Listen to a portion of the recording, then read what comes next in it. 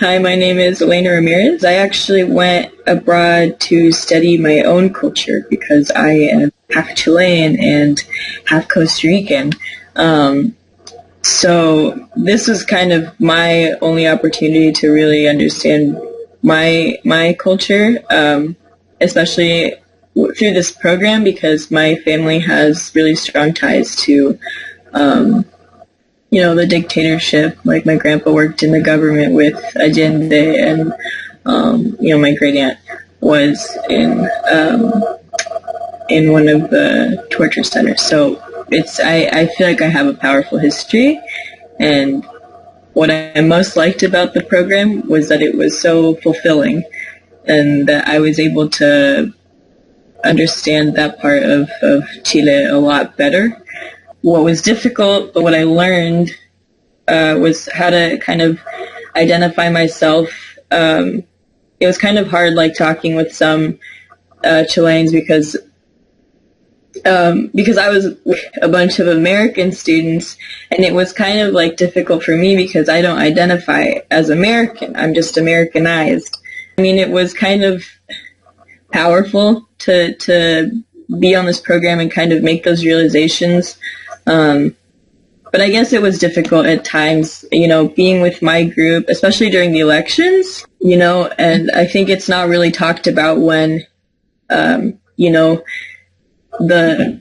like a non-conventional American goes to study abroad.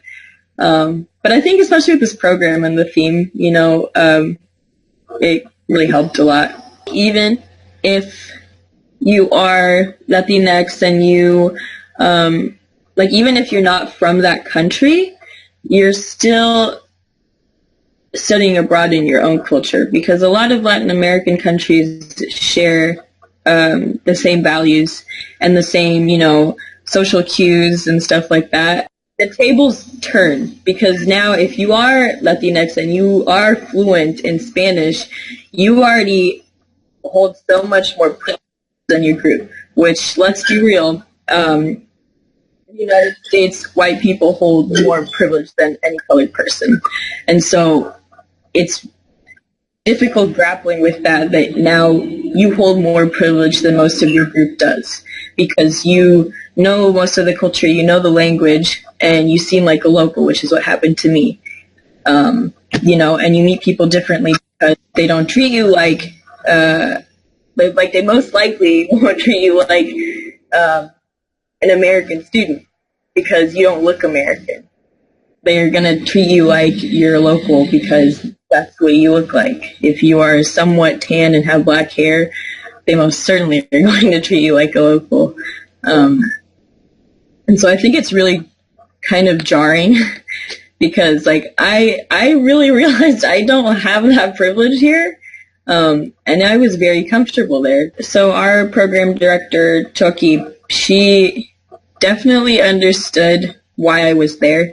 And a lot of the other host families that I met, when I visited other friends' houses, or when I met them at get-togethers, they understood my reason for being there was very different, because my family doesn't have the money to go to to send me to France or anything, or Italy.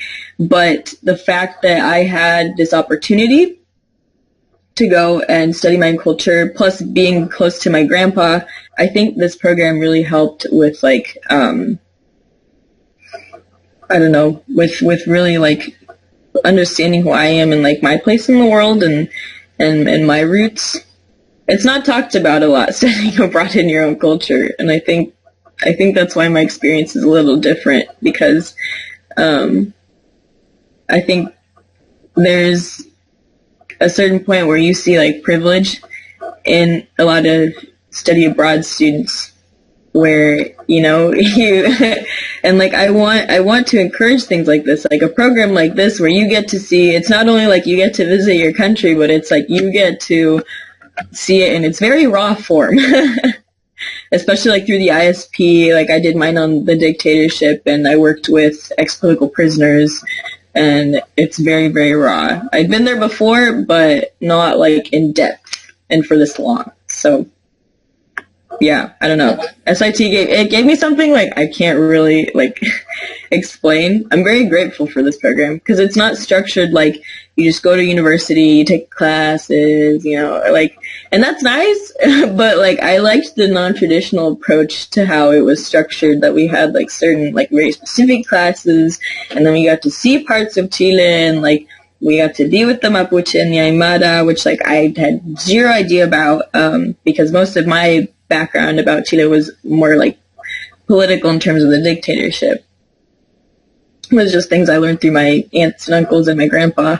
And so kind of like having a more holistic view on Chile, and a more critical view was also very impactful. Word to all the Latinx students who are thinking about studying with SIT in a Latin American country, like I can't explain how important it is to me that I was able to show my ISP to my family. Like not just like my parents can read English, like we've lived here for a while, but to be able, like my grandma has always wanted to see my academic work and she's never been able to because it's always in English. And able to show her, like 30 pages of a research project that I did, and she was able to read it all and understand it all and give me pointers and tell me, what she thought, especially as someone who lived there during the time, is like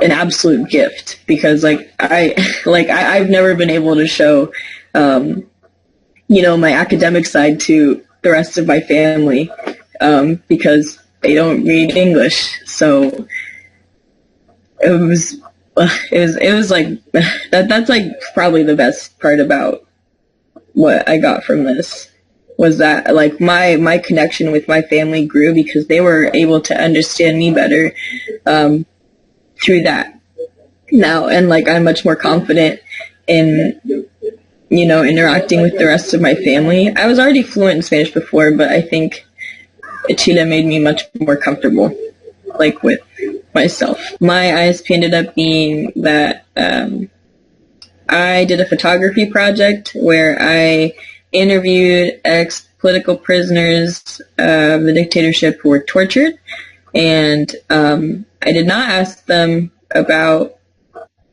the tortures, because you can find that anywhere online, and it's very gruesome, and my great aunt told me in detail, and so like I don't need to put that in my project, and they don't need to relive that trauma. But I asked them more about like how they felt and like their emotions, because I wanted to show through the photography kind of that trauma that persists, because I think in Chile a lot of people are forgetting